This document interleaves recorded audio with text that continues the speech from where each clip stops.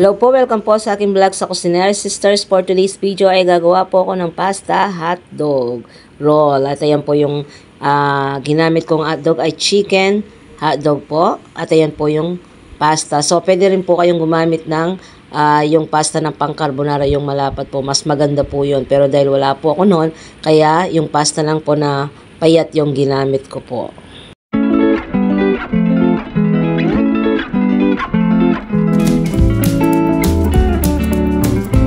So, ayan na po. Tapos ko na pong inilagay yung mga pasta sa hotdog. Ngayon po, papakuluan na po natin yung ating pasta. Syempre, kasama yung kanyang hotdog. So, ayan po. Tapos ko na pong nilagay yung mga pasta sa hotdog.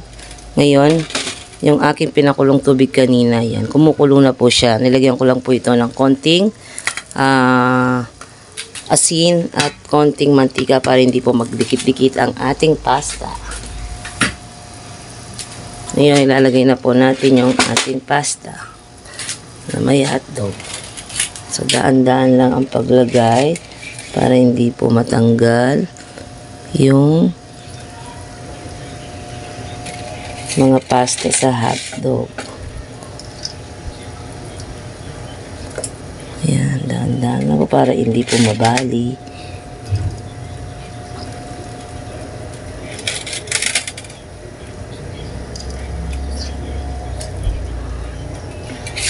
Dapat talaga medyo malapad yung ating kasirola. Ayan, sakto-sakto lang po.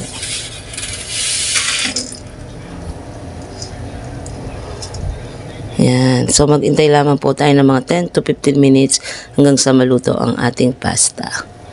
So, ayan. Kaya mas maganda po yung hotdog ninyo wala pong cheese. Kasi pag mayroon pong cheese, talaga lumalabas yung cheese niya.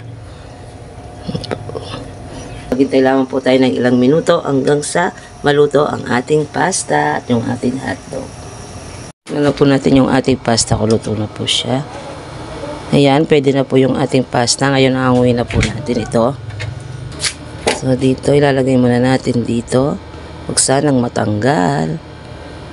Ayan, dito. Ilagay muna natin dito. Dahan-dahan. Para hindi matanggal.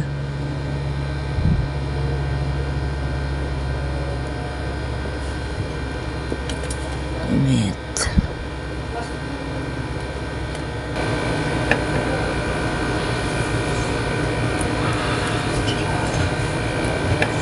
Yan na nga po, nilagay ko na po sa mahabang tray para hindi po ako mahirapang mag-roll. Yan, nilagyan ko po ng ham at saka mozzarella cheese. Yan, ganyan lang po ang pag-roll. Pero kung kayo po ang gagawa, ang tip ko sa inyo, dagdagan nyo po yung pasta na ilalagay nyo sa hotdog para mas maganda po pagka in-roll nyo po siya. Tapos, lagyan po natin ng flour.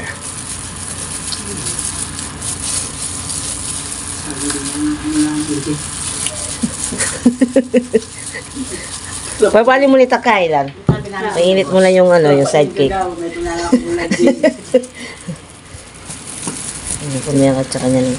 Kasi dapat po yung malapad na pasta yung gamitin natin.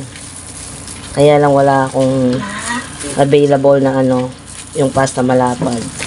Yung pang carbonara. Tapos, ayan, nagulo na po. Tapos, lagyan po natin ng lagyan natin sa itlog. Yan.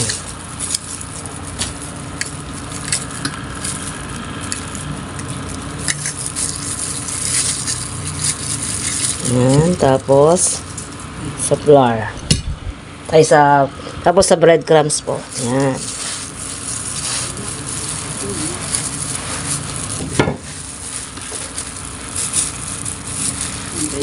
Yan.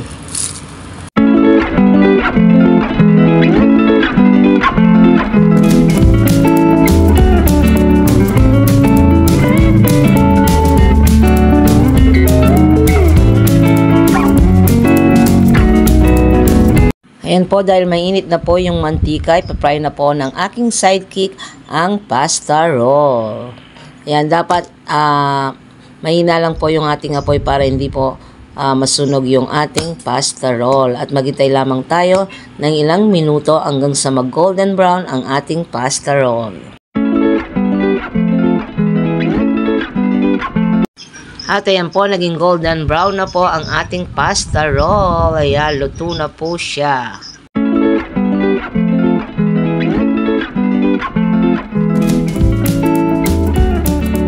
So ito na po, titikman ko na po yung aking ginawang hotdog pasta roll. Yan po siya, oh.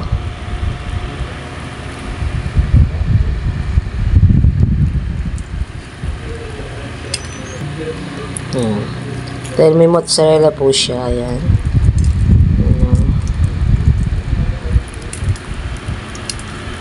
Titikman po natin.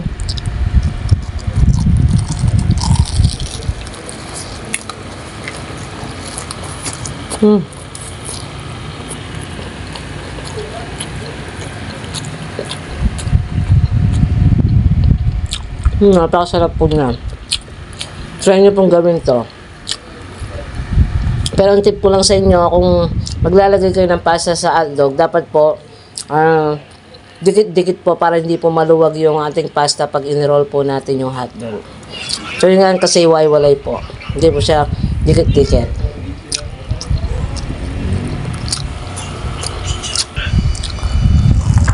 Ang sarap po. Kahit hindi na po kayo maglagay ng mozzarella, kahit anong cheese na lang po yung ilagay nyo, pwede naman po. Yan, itry nyo pong gawin to. Ito po ay pwedeng pang negosyo.